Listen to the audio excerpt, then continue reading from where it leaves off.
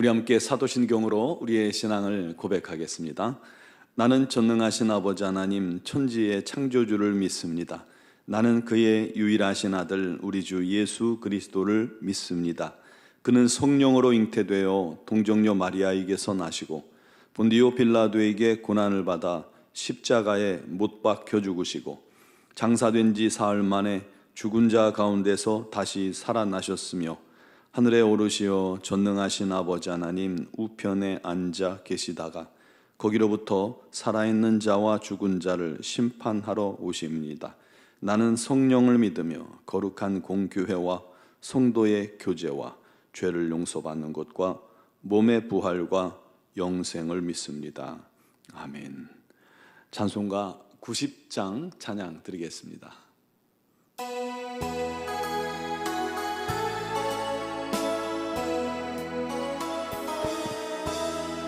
주 예수 내가 알기 전 날 먼저 사랑했네. 그 크신 사랑 나타나 내 영혼 거듭났네. 주 내 맘에 늘 계시고 나 주의 안에 있어 저 포도비유 같으니 참 좋은 나의 친구. 내 친구 되신 예수님 날 구원하시려고 그 귀한 몸을 버리사 내 죄를 대속했네. 나 주님을 늘 믿으며 그 손을 의지하고 내 몸과 마음을 바쳐서 끝까지 충성하리. 내 진실하신 친구여 그 은혜 내려주사 날 항상 보호하시고 내 방패 되옵소서.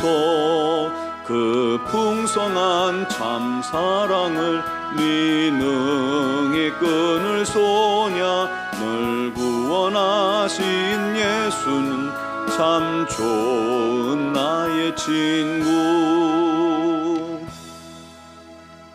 아멘. 오늘 주신 말씀은 마가복음 15장 1절로 5절 말씀입니다.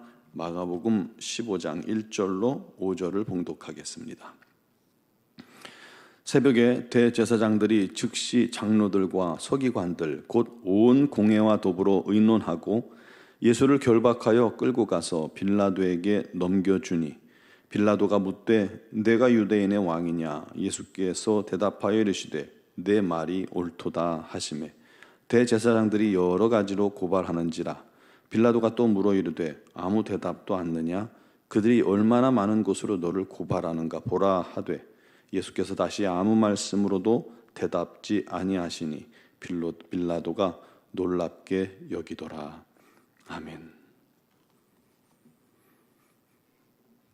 일본 작가 엔도 슈샤쿠의 침묵이라는 소설을 여러분 읽어보셨을 겁니다. 또 들어보셨을 겁니다. 일본에 들어온 천주교, 기독교가 극심한 박해로 많은 성도들이 순교당한 역사적인 사실을 근거로 그 주제로 해서 쓴 소설입니다. 박해자들은 예수 믿는 사람들이 십자가를 좋아하니까 그 십자가에서 죽어보라고 하며 고문을 합니다. 그 중에 하나가 물이 이렇게 썰물로 빠진 뒤에 바다 가운데에다가 십자가를 세워놓고 예수 믿는 사람들을 거기에 잡아 묶어 놓습니다. 다시 이제 밀물때가 되면 물이 점점 차오르겠죠. 그러면 서서히 물속에 잠겨 고통 속에 죽게 하는 것입니다. 대신 예수님을 배반하고 하나님을 버리면 용서해 주겠다, 건져 주겠다라는 그런 조건을 답니다.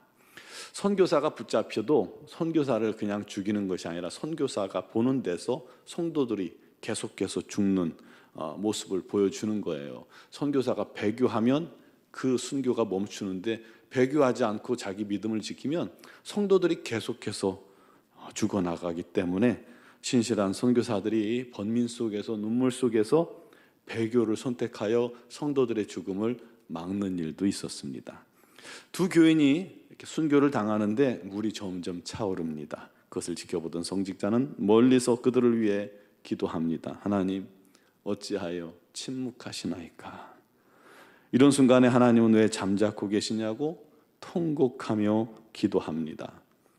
그런데 그때 하나님의 음성이 들려옵니다. 나는 침묵하는 것이 아니라 저들의 고통에 동참하는 것이다. 주님은 우리와 함께 우시고 우리와 함께 아파하십니다. 함께 외로워하시고 함께 고난당하시고 함께 수치를 당하십니다. 결코 여러분을 혼자 있게 하지 않으십니다. 왜요? 내가 너를 떠나지 않으리라, 내가 너를 버리지 않으리라 약속하셨기 때문입니다. 물론 내가 극한 고난 속에서 부르짖어도 우리 하나님께서 들으시지 않는 것 같고 침묵하신다는 것은 하나님도 물론 힘드시고 우리도 쉬운 일이 아닙니다. 하지만 분명한 것은 하나님의 침묵, 예수님의 침묵은 단순한 외면이나 모른 채 하는 것이 아니라는 사실입니다. 침묵을 통해서 더 큰 구원을 이루어 가고 계시는 줄 믿으시기 바랍니다. 우리 하나님의 뜻, 하나님의 방법을 다 알지 못하기 때문에 우리 하나님의 침묵 앞에서도 우리가 신실하게 우리 하나님을 바라봐야 하는 것입니다. 예수님께서 대제사장의 집들에서 열린 사내들인 공회에서 신성 모독죄, 네가 찬양받으실 분의 아들 그리스도냐라고 물었을 때 내가 그니라 라고 말한 그 한마디가 사형 판결의 근거가 되었죠. 그리고 그 새벽에 공회원들은 예수를 묻고 결박하여 끌고 가서 빌라도에게 넘겨줍니다. 이 새벽부터 이 총독을 깨우니 얼마나 귀찮겠어요. 사형 선고를 해달라고 데리고 온 겁니다. 우리는 사형 선고 못하니까 좀 사형 선고를 내려주십시오. 그런데 유대법과 로마법은 다르잖아요. 빌라도가 아무리 유대인들을 지금 통치하고 있고 그 예루살렘이나 유대 지역에 밀란이 일어나면 자기 어떤 성적의 어떤 정치적인 그런 부분에 영향이 끼치기 때문에 최대한 밀란이 안 일어나도록 그 지역 주민들을 이렇게 융화하는 그리고 포용하는 그런 정책을 펴고 있었지만 아무리 그렇게 호의를 베풀어 줘도 그들의 요구를 함부로 호락호락 그렇게 들어주는 빌라도는 아니었죠. 그래서 빌라도가 주님을 신문합니다. 주님께 물었습니다. 네가 유대인의 왕이냐? 예수께서 말씀하셨습니다. 네 말이 옳도다.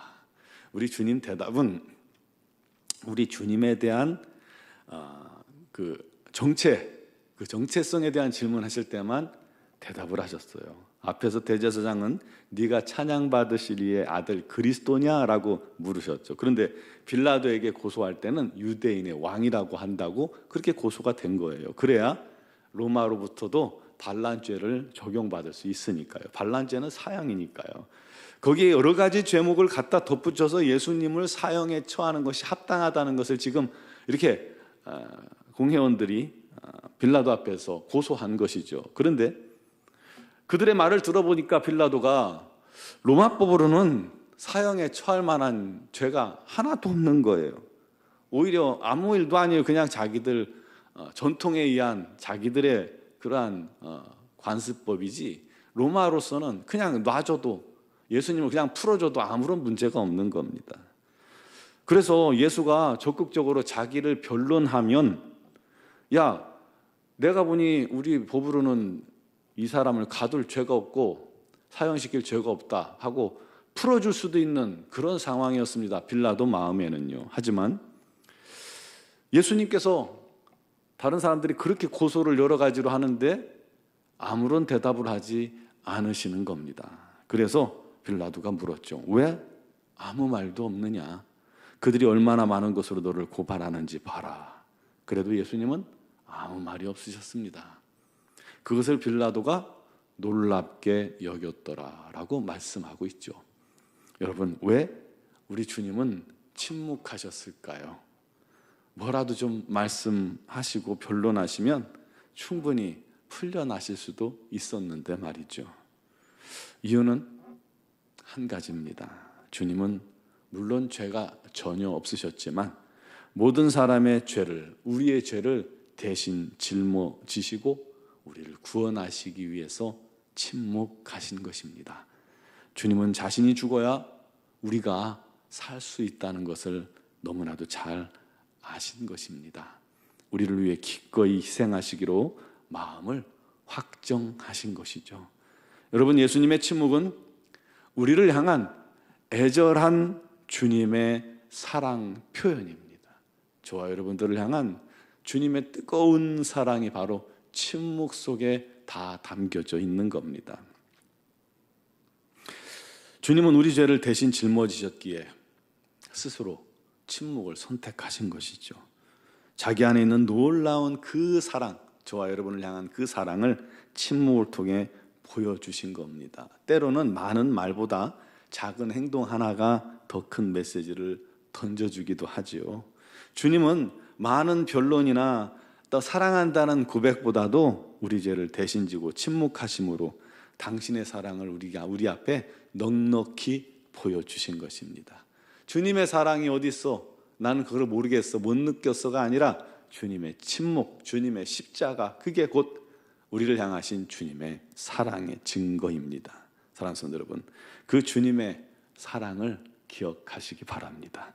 주님이 그렇게 우리 죄를 대신 지시고 죽으셨습니다. 그 은혜로 우리가 죄사함 받고 구원받은 것입니다.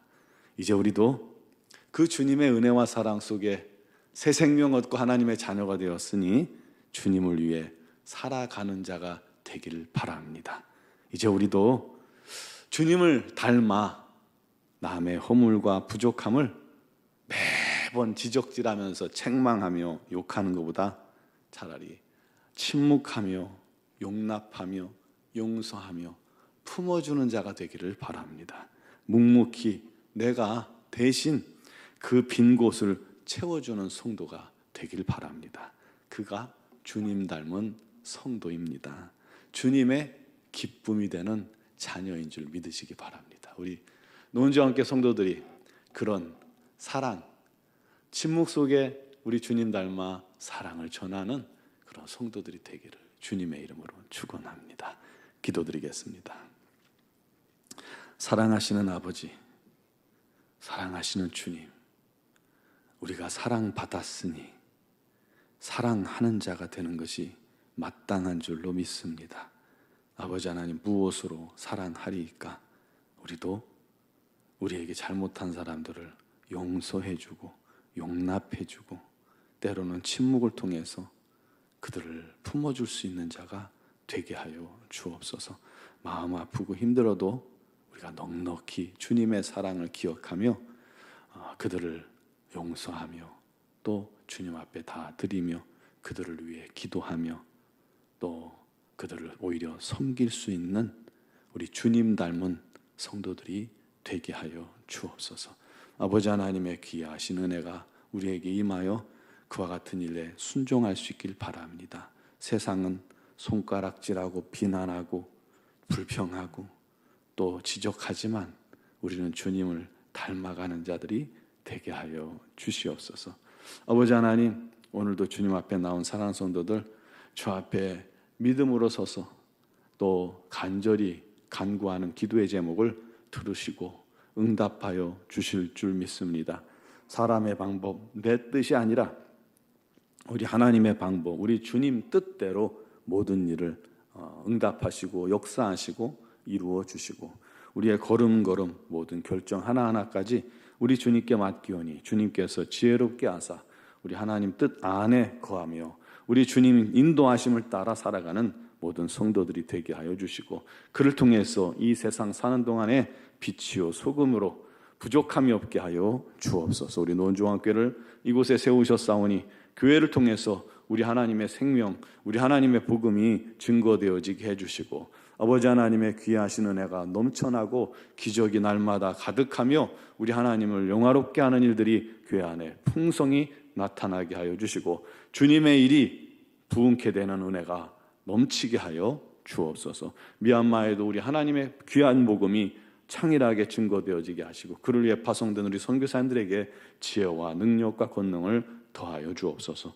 오늘 이 새벽에 주의 이름 부르며 기도하는 모든 심령들과 함께 하시는 주님, 또 영상을 통해 예배하는 모든 심령들에게도 주님의 놀라운 은혜를 더하여 주옵소서. 예수 그리스도의 이름으로 기도드리옵나이다. 아멘.